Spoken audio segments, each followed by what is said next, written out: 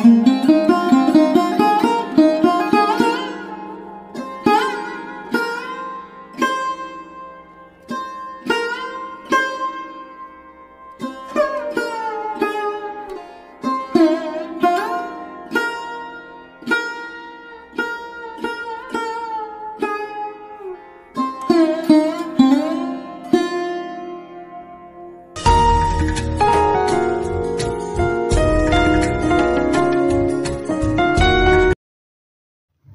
Evening friends, তোমরা সবাই কেমন আছো? আশা করি তোমরা সবাই খুবই ভালো আছো। আমিও খুব ভালো আছি। আজকে আবারও একটি নতুন ব্লগে তোমাদের সবাইকে স্বাগত জানাচ্ছি। আই হোপ তোমাদের ব্লগটি খুবই ভালো লাগবে। আর এই তো এখন আমি সন্ধেবেলায় ঘরগুলো খুব ভালো করে ঝাঁট দিয়ে নিচ্ছি।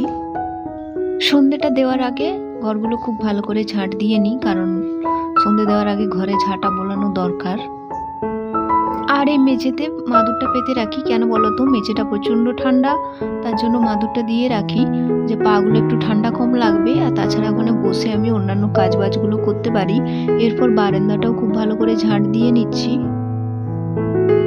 আর এখন ওই ঘড়ির কাঁটায় বিকেল 5:30 মতন বাজে। আর দেখতেই পাচ্ছ অনেক বাসনও জমে আছে, কারণ আজকে দুপুরে না খাওয়া থালাগুলো ধোয়া হয়নি, তো ওইগুলো এখনও ধুতে পারিনি। আর এদিকে যত সবজি খোসা ছিল সেগুলোকে এখন খুব ভালো করে তুলে নেব, কারণ এগুলো গুছিয়ে না রাখলে চারিদিকে ছিটিয়ে থাকবে আর জায়গাটা আমার কাজ করতে অসুবিধা হবে।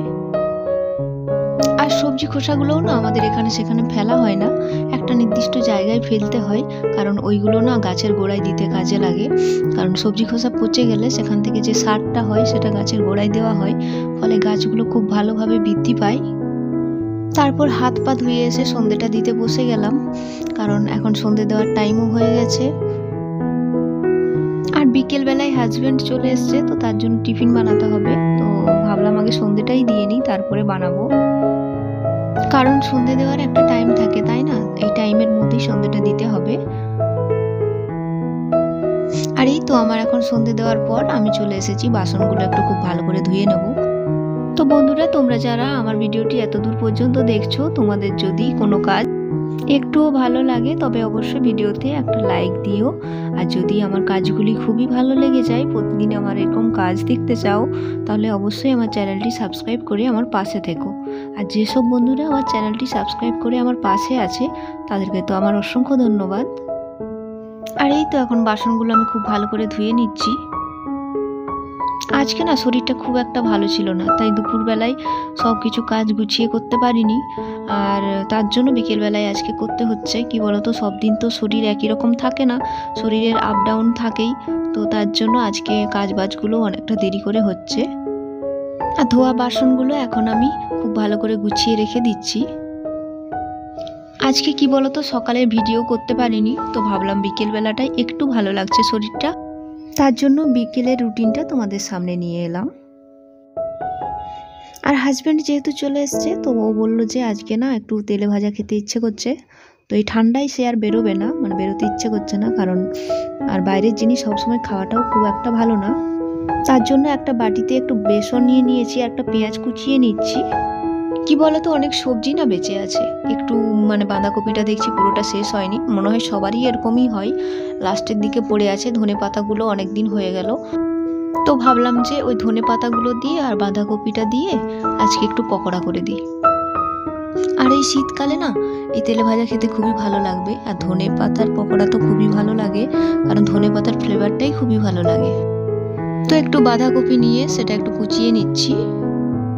আর আমি না যত সবজি বেঁচে যায় সব সবজি দিয়ে একটা মিক্সড ভেজ পকোড়া করে নিই, কেন বলো তো? তাহলে সবজিগুলো খেতে ভালো লাগে আর পকোড়াটাও খুব টেস্টি হয়। আর শীতকালে তো এইরকম পকোড়া সবারই ভালো লাগবে। আর এই পকোড়া দিয়ে মুড়ি খেতে তো খুবই ভালো লাগে, এমনিও ভালো লাগবে, চায়ের সাথে মুড়ি খেতেও খুবই ভালো লাগবে। তো আমার হাজবেন্ড বিকেলে এসছে, তো স্কুল থেকে যেহেতু এসছে সে খাবে, তো মুড়ি খাবে। আর বেসনটা খুব ভালো করে মাখিয়ে রেখেছিলাম আধা ঘন্টা মতো। আর এদিকে আমি এখন বেসনটা আস্তে আস্তে করে কড়াইয়ের মধ্যে দিয়ে দিচ্ছি, দিয়ে পকোড়াগুলো ছেঁকে নেব। আর যে বন্ধুরা আমার ভিডিও দেখে সুন্দর সুন্দর কমেন্ট করো, তোমাদেরকে অসংখ্য ধন্যবাদ। যেমন আপন ফ্যামিলি ব্লগ, তোমাদের ভিডিও আমি দেখি, খুব একটা দেখা হয় না, তো আশা করি আমি এরপর থেকে তোমাদের ভিডিও দেখব। আমি চেষ্টা করি সবারই ভিডিও দেখার, কিন্তু সবসময় পেরে উঠি না। আর এই দেখো পকোড়াগুলো খুব ভালো করে লাল লাল করে ভেজে নিয়েছি, এরপর এগুলো আমি এখন তুলে নেব। এই রকম পকোড়া শীতকাল আর বর্ষাকাল এই দুটো সময় খুবই ভালো লাগে। শীতকালেও ভালো লাগে, আবার বর্ষাকালে যখন বৃষ্টি হবে সেই সময়ও খুবই ভালো লাগে। অনেকে পকোড়াতে কি বলতো খাওয়ার সোডা মানে বেসনের সাথে খাওয়া সোডা অ্যাড করো, কিন্তু আমি সেটা ব্যবহার করি না, আমি এমনি করি। তো আমার খুব একটা মুচমুচে হওয়ার দরকার নেই, কি বলতো খাওয়া সোডাটা বেশি হয়ে গেলে আবার পেটের সমস্যা হয়ে যায়, যার জন্য আমি এমনি ওগুলোকে ভেজে নিয়েছি। আর এই তো এখন আমি একটু চা করে নিচ্ছি, কারণ পকোড়ার সাথে চা না হলে হবে না। সে মুড়ি বলো বা পকোড়া বলো দুটোর সাথেই চা দরকার, তো তার জন্য চাটা একটু বেশ ভালো করে নিলাম।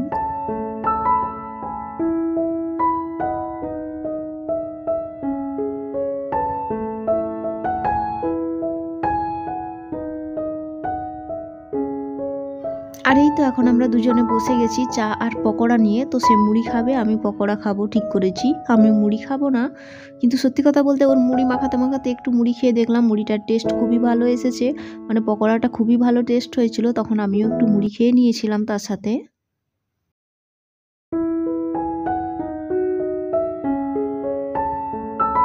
তো হাজব্যান্ড তার স্কুলের কিছু কাজ করছিল, তো তখন আমি বসে বসে ওর মুড়িটা মাখিয়ে দিচ্ছিলাম।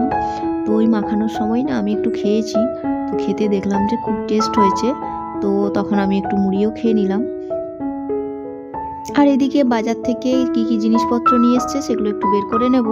তো দেখলাম একটা বডি অয়েল এনেছে, এদিকে দেখো কাশ্মীরি লঙ্কা গুঁড়ো, তার সাথে ম্যাগি প্যাকেট নিয়ে এসছে, কারণ ম্যাগি প্যাকেটটা আমরা একটু খাই মানে টিফিনে, বিকেলে বলো বিকেলেই খাওয়া হয়, তো ওটা আমার হাজব্যান্ড খুব পছন্দ করে।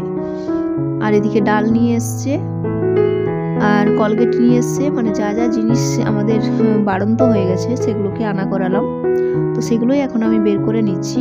আর এদিকে সর্ষে তেলের প্যাকেট নিয়ে এসছে, তো দুটো প্যাকেট এনেছিল, একটা প্যাকেট অলরেডি ঢেলে নেওয়া হয়েছে আর একটা প্যাকেট রাখা হয়েছে।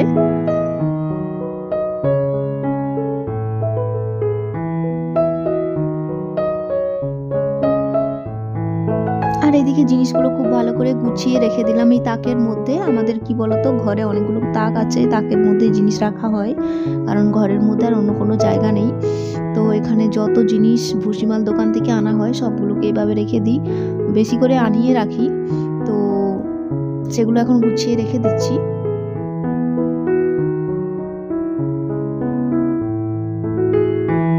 আর এই তো আমি এখন এই তাকটা একটু ভালো করে পরিষ্কার করে নিচ্ছি, তো দেখলাম অনেকটা ধুলো জমে গেছে আর বোতলগুলোতেও অনেক ধুলো জমে গেছে, তো ভাবলাম ওগুলো পরিষ্কার করে নিই।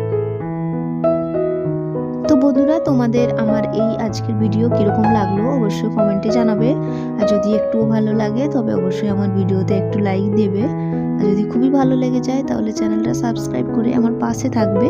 আর যে বন্ধুরা আমার অলরেডি চ্যানেলটা সাবস্ক্রাইব করে পাশে আছো তোমাদেরকে জানাই আমার অসংখ্য ধন্যবাদ।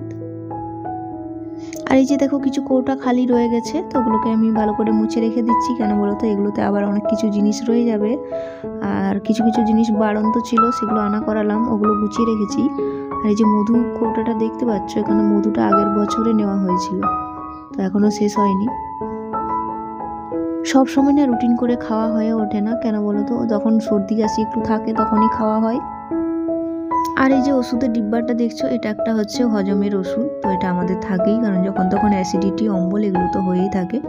তো তাকটা খুব ভালো করে মুছে পরিষ্কার করে নিলাম। তো বন্ধুরা আজকের ব্লগটা আমি এখানেই শেষ করলাম।